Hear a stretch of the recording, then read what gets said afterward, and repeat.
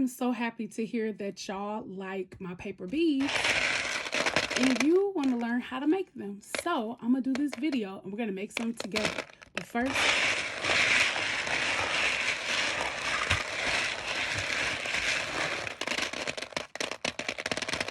a little ASMR.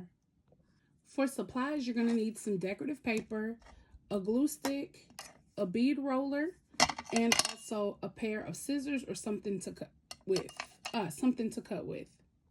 Now you can use different weighted or different sizes of papers. The longer the page is, the thicker the paper is, the thicker or thinner your beads are going to be. But we're going to keep this simple. So I have this piece of watercolor paper that I have painted on and stamped on. So we're going to cut this.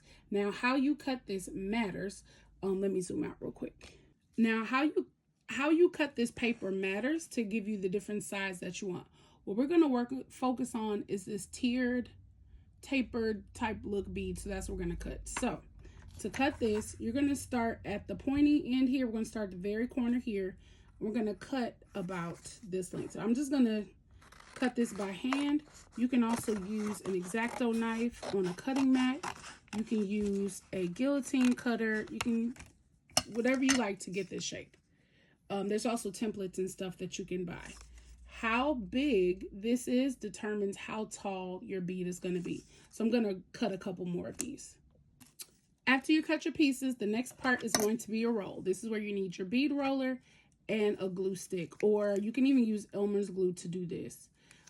So you're going to take the widest end of your paper and you want to feed it through the little slit that's on your bead roller. Okay, so and then you just roll this.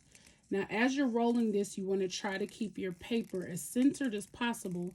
Because you cut the paper tapered, it's naturally going to taper off and give you this shape. So you just keep your paper centered. And then at a certain point, you can start to glue it to try to hold it together. The thicker your paper is, the more glue you want to put on there to hold it. And so I'll just glue some. Make sure you get it all the way to the end. And then you just hold it a little bit to help hold it in place. This is going to hold your bead together. And when they're tapered like this, I also like to put some glue on the top and bottom just to help hold those pieces in place too. Then once you got it, you slide it off. Just push it off of here. And now you have your bead. And then you just repeat the process.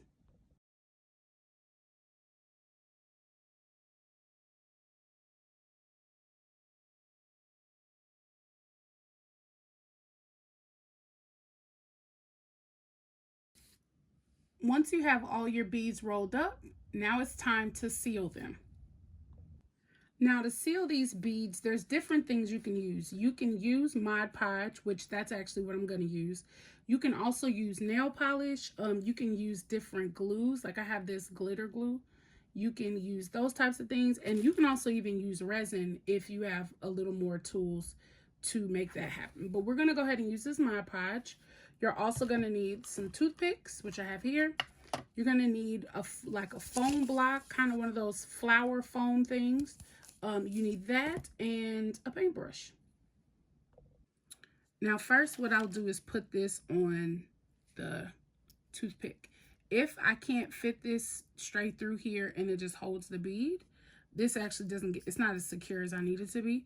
So what I'll do is push this little flap over under here and stick the toothpick in there. That's a little more sturdy, and this will allow this to stick into the foam blocks to be able to put the Mod Podge on it. So we're going to do this next. I'm going to flip this around.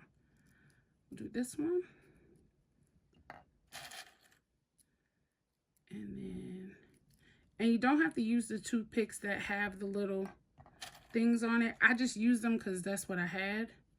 So I started with the supplies that were already in my house before I bought any additional stuff. There we go. So we have them all here. And now we just take our Mod Podge. It's a little too much. And then just cover the whole thing. And you want to get the edges of the paper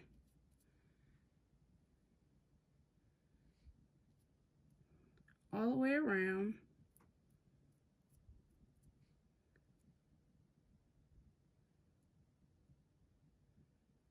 And this will coat it. And then you just sit it on the foam block and let it dry.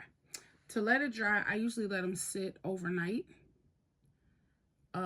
But after a few hours, depending on how thick you put your Mod Podge on, over several hours, it should be fine. Same thing if you use nail polish or anything else.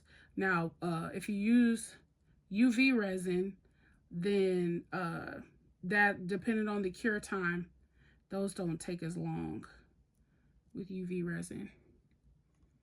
All right.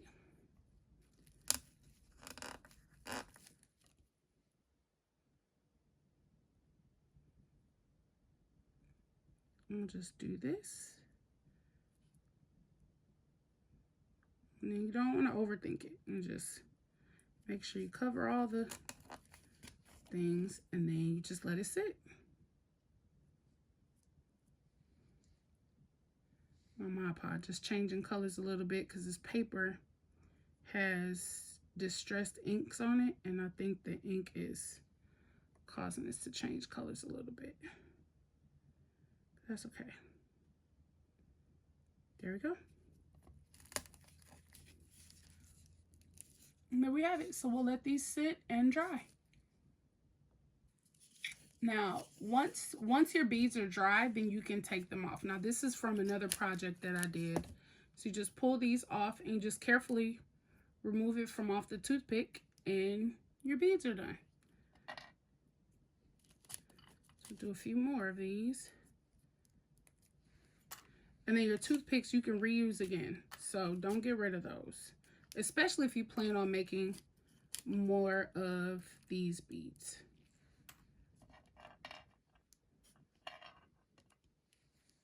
There you go.